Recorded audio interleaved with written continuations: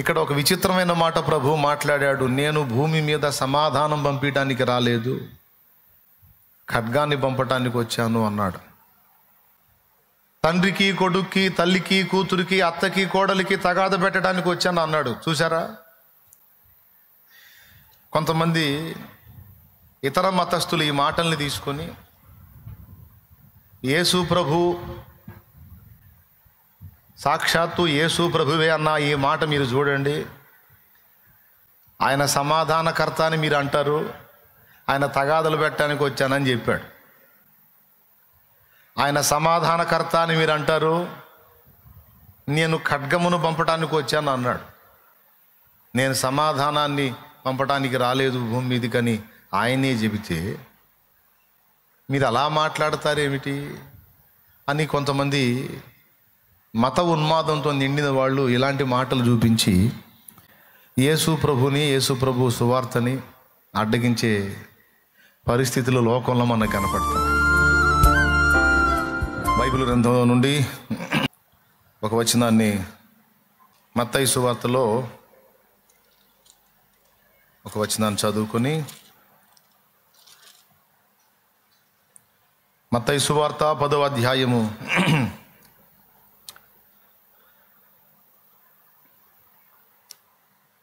34వ వచనం నుంచి చదువుతున్నాను చూడండి. ఇక తిరుగుతా వింటారో, కూర్చొని వింటారో, లేకపోతే నిద్రపోతా వింటారో, లేకపోతే రోడ్లమ్మిడి తిరుగుతా వింటారో, మీ ఇష్టం వచ్చినట్టు ఊరేగండి. నేను మాత్రం ఇంకా ఆలోచించను, ఖచ్చితంగా వాక్యం చెప్పి సర్దుకుంటా. స్తోత్రం. మరి ఇక ఎన్నిసార్లు చెప్పాలి? నేను పద్దాకలు చెప్పలేను, రోజు నాకు ఇది సోఫా. కాబట్టి మర్యాదగా వాక్యం అన్నప్పుడు ఎక్కడ వాళ్ళు అక్కడ కూర్చోవాలి. వచ్చింది వాక్యం కోసం, కాబట్టి చక్కగా దేవుని మాటలు వినటానికి హృదయం సిద్ధపరచుకొని కూర్చోవాలి. అంతేగాని సంతల్లో, జాతరలో తిరిగినట్టు తిరగకూడదు. అంతేనా? లైవ్లో ఉన్నోళ్ళు, ఇక్కడ ఉన్నోళ్ళు, జూమ్లో ఉన్నోళ్ళు అందరూ దయచేసి దేవుని వాక్యాన్ని శ్రద్ధగా వినటానికి ప్రయత్నం చేయండి. ఇక వాక్యం, నేను భూమి మీదికి సమాధానమును పంపవచ్చితనని తలంచకుడి, ఖడ్గమునే గాని సమాధానమును పంపుటకు నేను రాలేదు. ఒక మనుషునికిని, వాని తండ్రికిని, కుమార్తెకును, ఆమె తల్లికిని, కోడలికిని, ఆమె అత్తకును విరోధము పెట్టవచ్చి తిని. ఒక మనుషుని ఇంటివారే అతనికి శత్రువులగుదురు.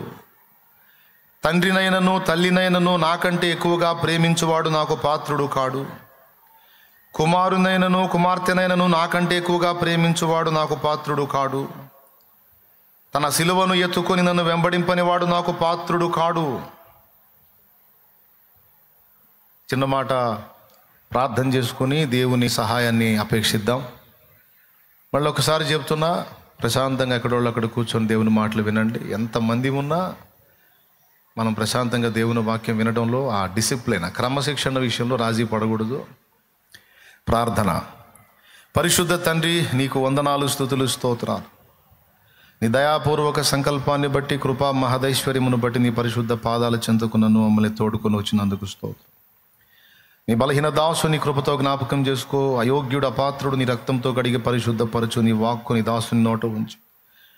మా అందరితో మాట్లాడు. ఉపదేశాన్ని అడ్డగింపు చూసే సైతాను, దురాత్మ, దయ్య బంధకార శక్తుల ప్రభావం యేసు నామములో బంధిస్తున్నాం.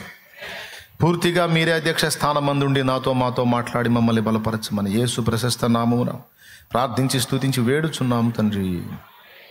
ఆమేన్. ప్రభునందు ప్రియులారా,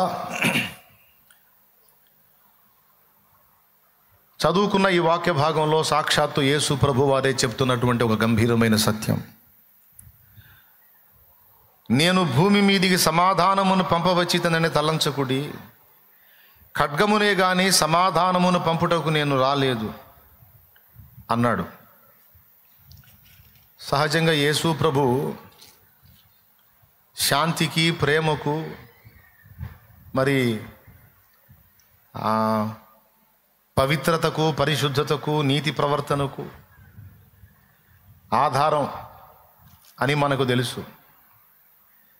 కానీ ఇక్కడ ఒక విచిత్రమైన మాట ప్రభు మాట్లాడాడు. నేను భూమి మీద సమాధానం పంపించడానికి రాలేదు, ఖడ్గాన్ని పంపటానికి వచ్చాను అన్నాడు.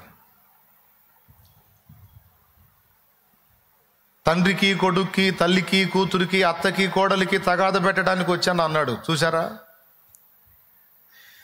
కొంతమంది ఇతర మతస్థులు ఈ మాటల్ని తీసుకొని యేసు ప్రభు సాక్షాత్తు యేసు ప్రభువే అన్న ఈ మాట మీరు చూడండి, ఆయన సమాధానకర్త అని మీరు అంటారు, ఆయన తగాదలు పెట్టడానికి వచ్చానని చెప్పాడు. ఆయన సమాధానకర్త అని మీరు అంటారు, నేను ఖడ్గమును పంపడానికి వచ్చాను అన్నాడు. నేను సమాధానాన్ని పంపడానికి రాలేదు భూమి మీదకని ఆయనే చెబితే మీరు అలా మాట్లాడతారేమిటి అని కొంతమంది మత ఉన్మాదంతో నిండిన వాళ్ళు ఇలాంటి మాటలు చూపించి యేసు ప్రభుని, యేసు ప్రభు సువార్తని అడ్డగించే పరిస్థితులు లోకంలో మనకు కనపడుతున్నాయి. అయితే ఫస్ట్ ఈ మాటకు మనం సమాధానం చూద్దాం. నేను భూమి మీద సమాధానము పంపరాలేదు, ఖడ్గమునే పంపవచ్చాను అని యేసు ప్రభు ఎందుకన్నాడు? ఆ మాటలోని ఆంతర్యం ఏంటి? నిజంగా తగాదాలు పెట్టడానికే వచ్చాడా? ఒకవేళ పెడితే ఎట్లా పెడతాడు తగాదాలు? ఒకవేళ ఖడ్గాన్ని పంపిస్తే ఏ టైపులో పంపిస్తాడు ఖడ్గాన్ని? ప్రశ్న. దానికి సమాధానం ఏంటంటే, బాగా వినండి, మీరు బాగా వాక్యం వింటేనే ఎవడన్నా అడిగితే చెప్పగలుగుతారు డౌటు. వాక్యం జాగ్రత్తగా వెళ్ళలేదనుకో ఎవరన్నా ఏదన్నా అడిగినా చెప్పలేరు. అంతేకాదు భవిష్యత్తులో సేవ కూడా చేయలేరు. భవిష్యత్తులో సేవ చేయాలి, దేవుని కోసం ఏదైనా వాడబడాలంటే చెప్పేటప్పుడు వాక్యం జాగ్రత్తగా వినాలి. యేసు ప్రభువారు అంతవరకు భూమి మీద